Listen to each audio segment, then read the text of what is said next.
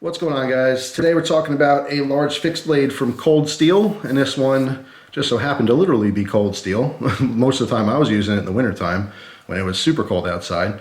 But yeah, this is one solid piece of metal. This is their drop forged Survivalist. As you see right in the blade, these are produced in Taiwan. It is one hunk of 52-100 high carbon steel. All right, so you can see there's no handle scales or anything. It's just a hunk of metal.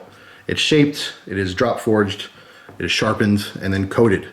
All right, this one is their bronze coloration, although I think they have the small hunters in black now. They might probably do different colors in the future. But the bronze, I mean, it's kind of, looking through the viewfinder, it looks about what you're seeing on video is probably what, it's close to what it actually looks like in person. But it's kind of a very, very light bronze in coloration. It's almost like if you mix gold and silver, but it was like 3/4 gold and 1/4 silver. That's kind of the color that I get out of it. But it's interesting. You might be asking, what's the advantage of having just a solid hunk of metal? Well, strength. I mean, there's nothing to break on here. Nothing's going to break. You could throw this on the ground, skip it across the street. All you're going to have to do is keep sharpening it. But there are certainly some downsides, which I experienced personally in using the knife. So first, let's talk about some specs before we really get into details here.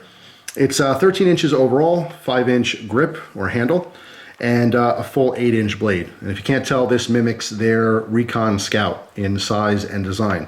They do have a couple different versions of the full metal knives, and like I said, I think they have a boot knife version, which is pretty cool. I actually really like that a lot. They have another large fixed blade, and then they have the small like Hunter. And like I said, that one I believe is available in a black coating as well, if you didn't like the bronze look. But this thing is heavy. This comes in at over a pound. It's 1 pound 2 ounces. It's actually slightly over 1 pound 2 ounces, because again, it's all metal construction. There's no G10 or carbon fiber or wood or anything like that to lighten it up a little bit. It's just a big old hunk of metal. So yes, advantages: strength. It is a very strong knife. Disadvantages: it's cold in the wintertime. Because it's a solid piece of metal, there's nothing, the metal soaks up the cold. I used this when it was 15 degrees outside. I also used it on a couple of the warmer days, which did make a huge difference. I use this with and without gloves. And I can tell you right now, in the wintertime, when it's cold outside without gloves, it's brutal. It's extremely cold. It's uncomfortable. The actual handle itself, although the design, is comfortable by nature, because you're just holding on to metal, it's lacking something. It feels like metal, although it's smooth and everything. Like I said, it's contoured. There's a palm swell here, and it flares out in the bottom, so it holds nicely in the hand. You're not going to drop it or anything, and your fingers do sit in this recess, okay, that's on both sides. So it does facilitate a little bit of grip in that sense, but overall, it's smooth. No jimping, no grip, no texture, no, rough micarta, nothing like that. So it is smooth. And I can tell you, I did also use this when it was raining outside. Now, although it didn't slip out of my hands, I was constantly re-gripping because I did not have the assurance or confidence in this not coming out of my hands. So disadvantage number one: it's cold in the winter, or it's cold when it's cold out. It transfers that cold very easily. I did not use it in the warmest months of the year yet. I can imagine the opposite is true as well. If it's 100 degrees outside and this is sitting in the sun, I can imagine it would get uncomfortably hot for your hand as well. So it's almost like a must to have some gloves with this. And it is a little bit more comfortable with gloves, but most knives tend to be more comfortable with gloves when you're chopping and doing some heavy work. So it's temperature sensitive, which is a downside if you live in a very cold or warm climate. And it's not fantastic in rain or, let's say, bloody, muddy conditions. If you're thinking about using this as like a big hunting knife or something and you're using it on animals, that could be a consideration. If you get a bunch of moisture or, liquid around here, it could slip out of your hands and be a problem. So those are all of its downsides. And obviously being heavy is a downside. Having a heavier blade, that's great for chopping. It is a good chopper. The design itself is great. If you ever used a Recon Scout, it's a great knife. This just happens to be the all metal version. So having the extra weight in the handle doesn't have any advantages from what I can tell from actually using it. Now let's talk about this steel again. Now you can see it right there on the blade, 52-100 high carbon steel. This is actually an excellent performing steel. I've used this before in other knives. Companies like Bark River used to use it. I don't think they use it anymore. Bussy knives have used it before, Swamp Rat, Scrapyard. I remember back in the day when I got into some heavy duty fixed blades, those are some of the companies that were like go-tos. You know, you want the best of the best, get one of those.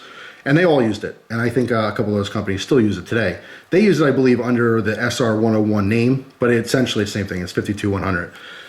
Now, the deal with 52100 is the source. And I've read a lot of threads years and years ago about this particular steel and how great it is, but you have to have a good source of it because there are cheaper sources. You want the billet steel to work with, and obviously, like with any steel, you want a proper heat treat.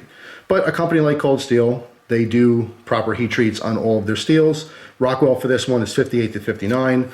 So what are the disadvantages of having 52100? Well, some people say that it has less corrosion resistance than some of the other high carbon steels like 1095, let's say. I haven't personally experienced that, you know. It may be true, but again, it's a high carbon steel. It's not going to be as corrosion resistant as some of the stainless steels that are out there, or even compared to some of the, tool steels. But like anything else, you just, maintain your knives. If you're going to be using this in wet conditions or a humid environment, you want to wipe it down and maybe have a lightly oiled rag and just give it a quick wipe before you put it away. No big deal. There is a lanyard hole on the bottom if you like to put a lanyard on your knife. The sheath is pretty straightforward, simple. You can see, you just have a synthetic. It does snap in very nicely. Okay, popping it out. So it's very secure. All right, and then we have the drop down webbing here. So it's just a little button snap. All right, going back, you can see here, Velcro and a button, which I'm a huge fan of. I talk about this all the time. So if you want to get to that quick, you don't have to take your belt off to put this, on you, which is great. Or you can just loop it through if you don't mind fishing your belt through. But yeah, I mean, it carries fine. I didn't use the sheath. I didn't carry around in the sheath or anything. Come summertime, I'll probably still have this knife, and I'll use it some more in warmer weather, and that's when I'll probably actually carry it in the sheath. But yeah, it's pretty interesting. It's a Recon Scout, but cheaper. They sell this right now for, on average, 70 bucks. For 70 bucks, it's pretty cool. I think that if you're using it quite often outside, again, in those, extreme temperature differences, super cold, super hot, definitely not going to be the one for you. Okay, it's just not going to be comfortable. That is a huge downside to a lot of people. The extra weight will be a downside to a lot of people if you're using it quite frequently. The only advantage to this, I mean, it's very unique. So obviously, if you have a knife collection, it'd be a cool one to throw in the collection. But this is a knife you'd get and literally just not care about. This is truly a beater knife. It's not $200-300, you know what I mean? But it has an excellent steel. As long as you maintain it, it's gonna have a great edge on it, and it's gonna work. Okay, did a lot of tip testing with this, stabbing into logs and prying out. No denting or anything, didn't snap the tip. All right, the coating is pretty nice. I mean, I put this through its paces. Starting to wear just a tiny bit. Wiping everything down, there's minimal, scrapes and scratches on this. All right, so this truly is a beater. And that's why I would see you would get this over anything else. A little bit more affordable compared to the other stuff, and you could just toss this thing anywhere. It's just not gonna break. So that's really the only advantage to this, in my opinion. Other than that, there's a lot of disadvantages if you're, doing constant bushcrafting or something. Again, probably not the best choice.